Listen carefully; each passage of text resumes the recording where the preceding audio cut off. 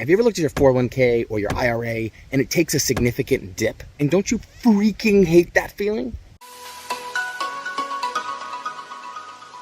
What's up, everybody? I'm here at a cemetery in Thailand. I wanted to make this little video because I was thinking the other day about what got me to start investing in CoLiving. And what got me to start investing in CoLiving was, have you ever looked at your 401k or your IRA and it takes a significant dip? Like it actually drops a significant amount? And don't you freaking hate that feeling? It's like, wait, I'm investing, I'm paying my financial advisor to make sure this doesn't drop. And of course, we know stock markets, they go up and down. So depending on what you're investing in, it's going to go up, it's going to go down. And of course, that's part of the roller coaster. But I remember feeling like I had no control. Have you ever felt that way? You felt like I'm investing. This is like this money that I have in this account is my future. It's what I want to retire on. It's what I want to pass on to my kids. And it's going down. And I have zero control over it, right? Zero. I can't touch it. I can't feel it. I don't know if those companies are going to go out of business. I have zero control over the management of those companies. It was those feelings, and I hope you can relate in some way. Like, man, I want to get to my goals. I want to hit my financial goals before I end up in the cemetery. That feeling of out of control. I don't know if anybody here listening, even two people listening to this, can relate to that, but I know I sure can. Maybe it's because I'm a control freak. I don't know. Maybe that's my problem. But I wanted a strategy to secure my financial independence, my retirement, if you want to use that word, even though, I think a lot of people today are starting to realize that when you retire, you expire, right? And so we want more freedom, is what I'm realizing, right? Can you relate to that? You don't want to give it all up. You want to do things you enjoy for the rest of your life. And so that was why I created a strategy that I had more control over.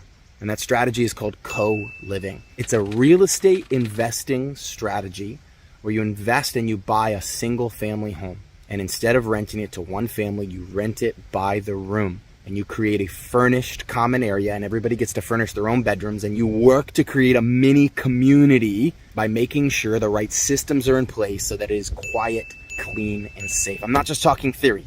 My wife and I have almost 150 of these rooms that we rent. I personally lived in co-living spaces for about 13 years, and that was how I originated the concept. Honestly, at first I was in it because I didn't want to live alone, and then I was in it because I thought it would create money, and then I realized this is something that I can do to take back control so that when I look at the account, when I look at my account, I wanted to know that I had something to do with it. I wanted to know that I was in control, and I wanted something that I could touch and that I could feel. I wanted something that would go up in value as inflation went up in value, and all the other benefits that we know real estate offers, right? There's 5 benefits that real estate offers. Real estate offers the benefit of appreciation. As inflation rises, it's a real asset, so it goes up. If you're in a good area, it goes up because of that area. So you have appreciation. You get a tax benefit called depreciation. It's the second benefit.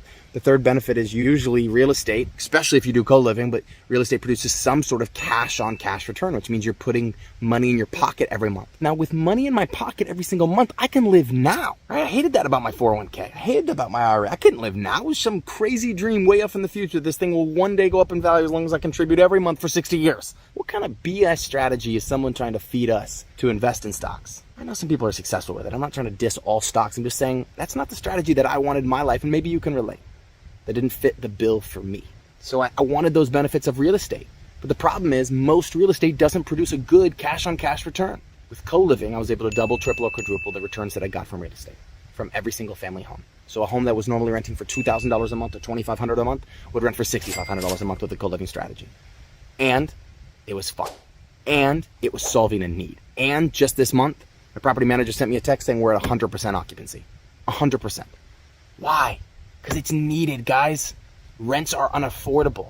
Don't get me started on that whole social entrepreneur track. So you've got appreciation, depreciation, you have cash on cash return, and you have something called principal pay down, which means every time you buy a house, a little bit of that mortgage is going towards paying down the principal of that house. Over 5 or 10 years, you've paid off a significant amount. Over 30 years, you've paid off the whole house. And the fifth benefit is called leverage. You get to use the bank's money. When you go buy stocks, when I put money on my IRA,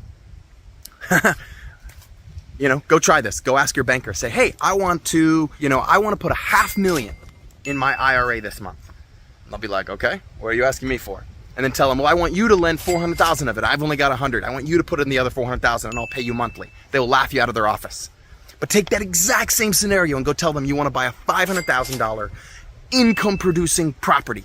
They will not laugh you out of their office. They will take a look at that property. They will give you a loan on that property. They will potentially, I can't promise, but they'll probably give you a loan on that property. That's called using leverage. Now you're using other people's money to build a portfolio that's worth millions and millions of dollars, but you're not doing it with your money. Those are the benefits of real estate, and I wanted that, so I wanted something that I had control over, and I don't want to believe the narrative that I was fed. Oh, invest in the IRA, take money out every month. I don't want to believe that narrative.